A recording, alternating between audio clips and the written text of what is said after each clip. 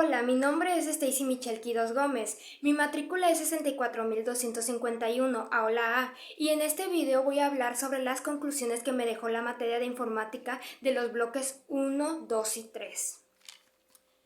En el primer bloque llamado software educativo tuve la principal función de hacernos enfatizar los beneficios que ofrece la tecnología para aprender a incrementar las alternativas de formación que nos ayudarán a lo largo de nuestra vida, ya que se explica que el software educativo es todo aquel programa o aplicación informática que se utiliza en contextos educativos para enseñar y aprender, en el cual el software contribuye a lograr un aprendizaje al momento de utilizarlo y mejorar el desempeño que está orientado a la enseñanza, al aprendizaje autónomo y al desarrollo de competencias.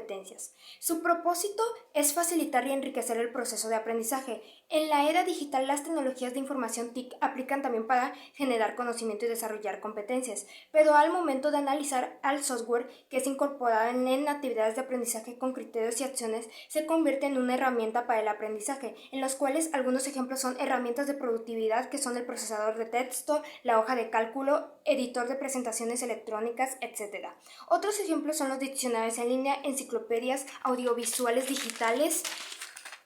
recorridos virtuales en museos, páginas web, blog y foros. También en este bloque aprendí los programas y aplicaciones diseñados específicamente para aprender, en los cuales se encuentran los simuladores, que son programas que copian o recrean entornos reales, los tutoriales, que son módulos de aprendizaje basados en computadora que guían paso a paso el aprendizaje, y por último están los cursos en formatos digitales y entornos integrados a la educación a distancia o en Internet. Los principales actores que realizan el proceso de enseñanza y el aprendizaje son el estudiante, que es el centro de atención de todo proceso, los recursos didácticos, que son los documentos y materiales, y el maestro, que es el facilitador o guía de aprendizaje. Las características principales de un software educativo son los aspectos técnicos funcionales de los recursos multimedia y los métodos didácticos, que se basan en el contenido de la documentación, la autoevaluación, la interacción, el medio, la navegación, la multimedia, la presentación, la usabilidad y la versatilidad. Las ventajas del software educativo se reflejan en que son actividades individuales que se adaptan al ritmo del estudiante, tienen una consistencia didáctica, facilidad de uso, facilitan la evaluación, tienen flexibilidad de acceso, incrementan la retención, mejoran el aprendizaje al momento de promoverlo y no necesitan de muchos requerimientos. Y las desventajas son la selección equivocada de información, el contenido no bien estructurado, falta de facilitador y falta de actitud en el estudiante. Después siguió el bloque 2, que habló sobre los algoritmos y diagramas de flujo, en el cual se explicó que son utilizados en la vida cotidiana por diferentes tipos de personas, no importa cuál sea su ocupación, si son estudiantes, profesionistas, obreros, empleados, etc., en el cual al momento de utilizarlo cumplen una principal función en solucionar diferentes inquietudes que deben de ser aclaradas al momento de encontrar una respuesta a esos tipos de problemas, en los cuales los problemas se pueden dividir en prácticos, teóricos, administrativos, sociales, de investigación, ambientales, de conducta, matemáticos, etc. La metodología para la solución de problemas sirve para estructurar ideas y argumentar de manera clara, coherente y sintáctica las acciones y pasos específicos para la solución de problemas. Pero los factores en los cuales se basa una metodología son el estado inicial, el proceso, el estado final, etc., en el cual en cada uno se colocan elementos que son incluidos en el problema que se obtendrán al momento de solucionarlo. Un problema se basa en las siguientes etapas que ayudan a solucionarlo, en el cual la primera es la identificación del problema, la segunda es el análisis del problema y la tercera es la implementación de la solución del problema. Otro elemento que también comprendí su definición referente al tema principal es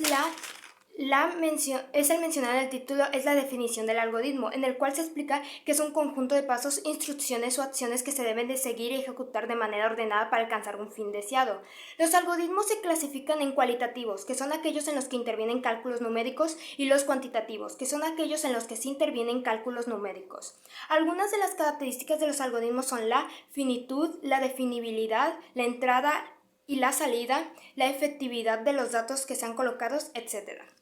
Los algoritmos se pueden representar en tres tipos, los cuales son el texto narrativo, que consiste en escribir paso a paso las acciones que se deben de realizar empleando el lenguaje natural, el diagrama de flujo y el pseudocódigo, que consiste en usar un lenguaje no formal para describir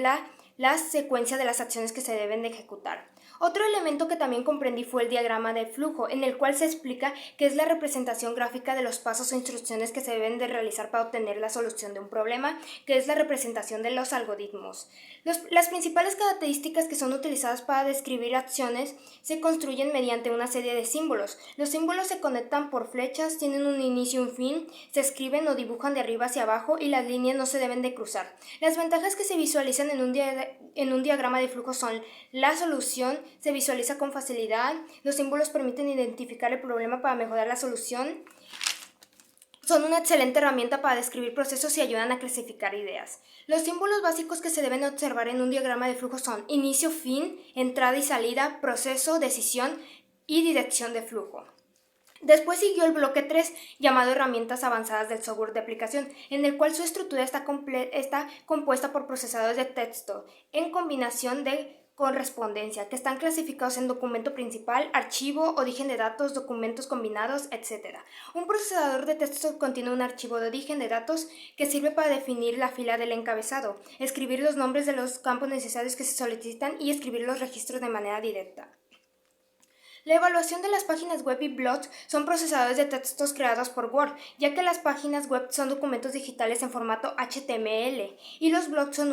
unas aplicaciones de los servicios en la web gratuitos o de pago. Otro elemento muy importante de los procesadores de texto son los marcos de destino que se pueden observar en los hipervínculos al momento de utilizarlos. Otro tema muy importante son las presentaciones digitales, en el cual se explican que representan un medio de comunicación que pueden contribuir al desarrollo de competencias comunicativas para la adquisición de conocimientos y formas en cómo demostrarlo. Por este motivo, los editores de presentaciones como PowerPoint son muy utilizados en ambientes escolares y de negocios. Las presentaciones electrónicas contienen diseño de presentación, plantillas, temas, marcadores de posición y diapositivas. Otros tipos de presentaciones son llamadas presentaciones interactivas, en el cual el lector elige el despliegue del contenido, y el último tema son las hojas de cálculo, que es una herramienta para cualquier especialidad, ya que esta aplicación se especializa en cálculos numéricos y la gestión de datos. Las dos funciones que se utilizan en una hoja de cálculo son función sí y función contar sí, en la cual la función sí se encuentra en la categoría de funciones lógicas y la función contar sí corresponde a la categoría de funciones estadísticas. Y por último están las tablas dinámicas, que son una herramienta de la hoja de cálculo que permite crear una vista interactiva de un conjunto de datos. Todos estos elementos que fueron vistos en los 3 bloques me ayudarán en mi vida académica en la materia de informática cuando sean otra vez solicitados, al momento de definirlos, como también al momento de utilizarlos de manera práctica. Estos elementos me ayudarán mucho para comprender de mejor manera y desarrollarme como estudiante en el nivel que me toque. Muchas gracias.